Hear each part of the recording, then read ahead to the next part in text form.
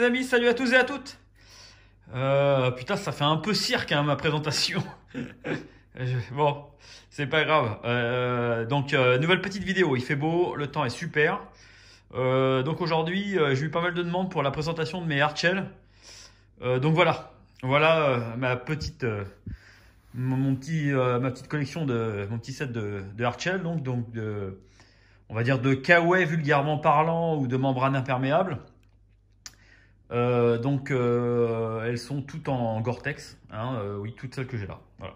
Il n'y a pas d'autre système de membrane. Donc là, vous avez mes trois vestes pardon, d'Alpi. La Millet, alors celle-ci, c'est la Millet Compagnie des Guides de Chamonix que j'ai mis que 3 fois, je crois. La couleur est super sympa. C'était une série limitée de la Compagnie des Guides de Chamonix. Donc c'est la Capro hein, tout simplement, avec le renfort sur les épaules anti-abrasion. Ça c'est vraiment un super beau produit que j'adore.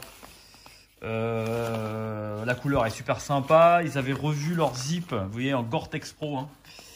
Revu les zips avec des zips beaucoup mieux faits qui sont beaucoup plus souples, parce que les anciens avaient tendance à mal coller. Très belle veste, hein, très imperméable. Moi je suis un amoureux du Gore-Tex Pro. La deuxième pareil, c'est la Icon je crois de chez Millet. Gore-Tex Pro de la même façon.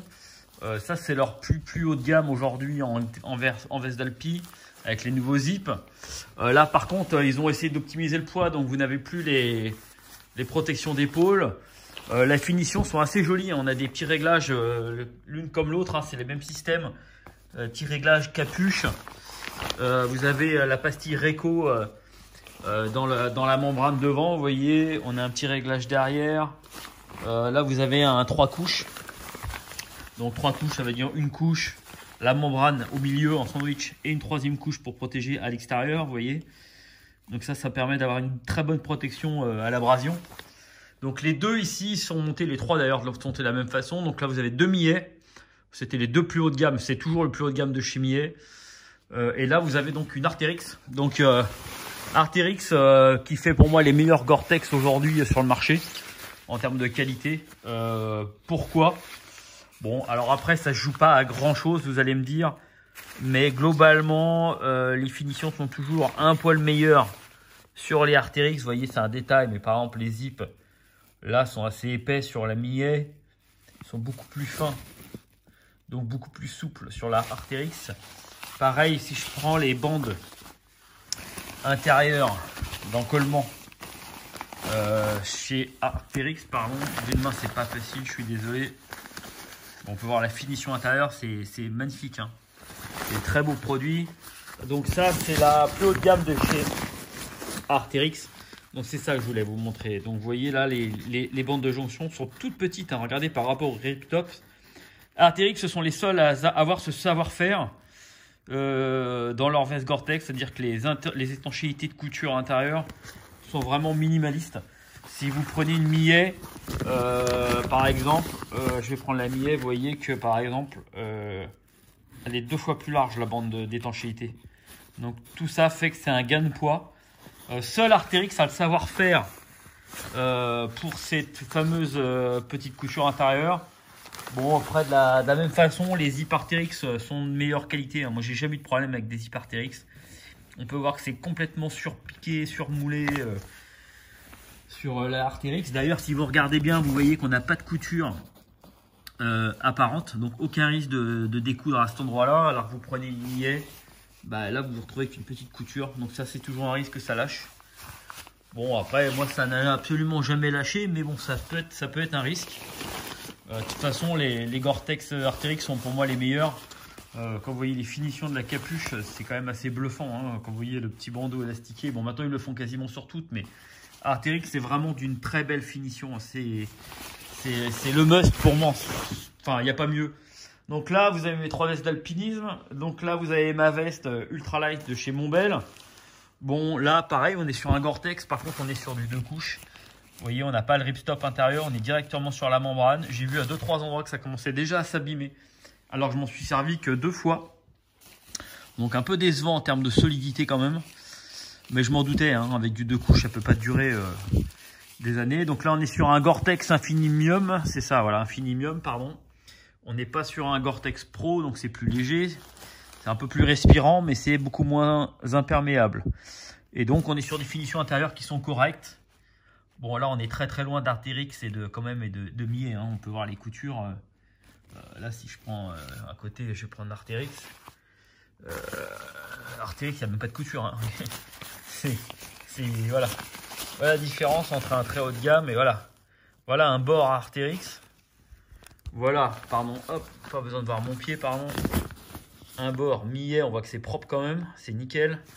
Et si on prend une Montbel, bon bah c'est quand même nettement moins bien en termes de finition. Hein, vous voyez, c'est beaucoup moins propre les coutures. Hein.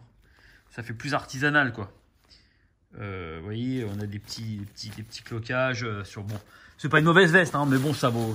C'est pas voilà, c'est pas d'une qualité redoutable. Ah si, pardon, j'ai encore une autre veste Gore-Tex. Ça c'est mon ancienne. Ça c'est une Millet, toujours Gore-Tex Pro. Celle-là, elle a fait le Mont Blanc. Toujours Gore-Tex Pro, je l'adore, c'est ma première. Elle n'est pas du tout abîmée, hein, et j'adore la couleur noir et rouge. Et sentimentalement parlant, c'est la seule veste vraiment que j'ai gardée, où je suis vraiment attaché, que je ne revendrai pas.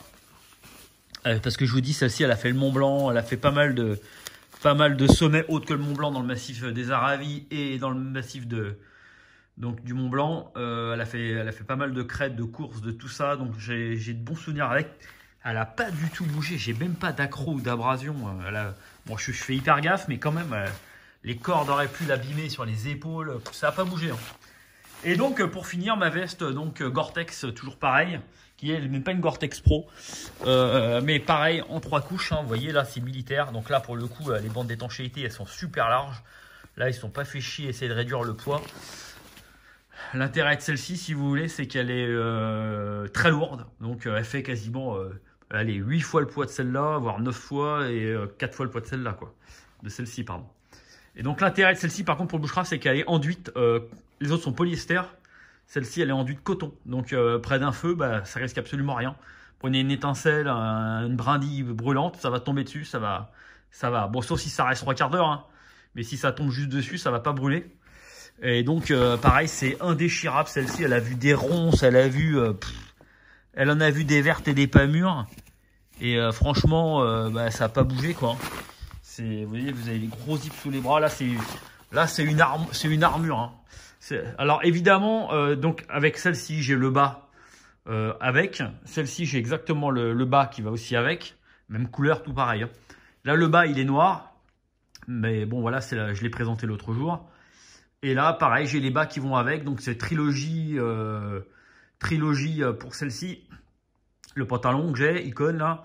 Et là, c'est le pantalon Capro qui va avec. Pour les deux, d'ailleurs. Voilà.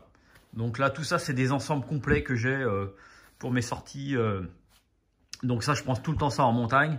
Là, mon Montbel, je la prends pas en montagne parce que l'autre jour, j'ai pris quand même un gros orage sur la tête et je suis resté 1h30 sous l'eau et j'arrivais à la maison, j'étais légèrement humide. On sentait que la membrane arrivait vraiment au bout du bout. J'étais pas mouillé, mais j'ai senti les vêtements étaient humides. Donc je pense que ça finit par traverser quand même. C'est pas hyper imperméable. Voilà, celle-ci, j'ai jamais été mouillé. C'est une armure aussi. Celle-ci, je suis resté une journée entière sous l'eau. Ça n'a absolument jamais traversé. Et les Gore-Tex Pro non plus de la même façon. Vraiment, j'ai jamais été mouillé. Ou alors légèrement dans le cou parce que ça passe avec le vent à cet endroit-là. Mais le produit en lui-même, à part la transpiration, éventuellement si vous galopez, mais sinon vous n'êtes pas mouillé par l'eau de pluie, quoi.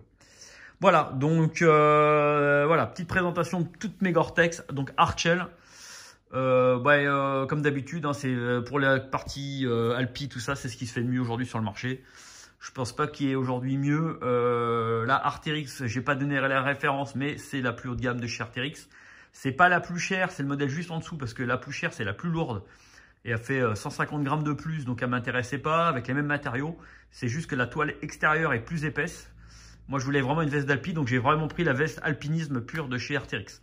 Voilà, n'hésitez pas si vous avez des questions, comme d'habitude, n'hésitez pas à liker, ça me fait toujours plaisir, à vous abonner. Et puis, n'hésitez pas à m'envoyer des messages sur mon Facebook, donc à Altitude Nature. afin que j'y puisse y répondre rapidos ou alors, comme d'habitude, répondez directement sur la vidéo. Allez, je vous embrasse, passez un bon confinement à tous et à toutes et à bientôt. Ciao.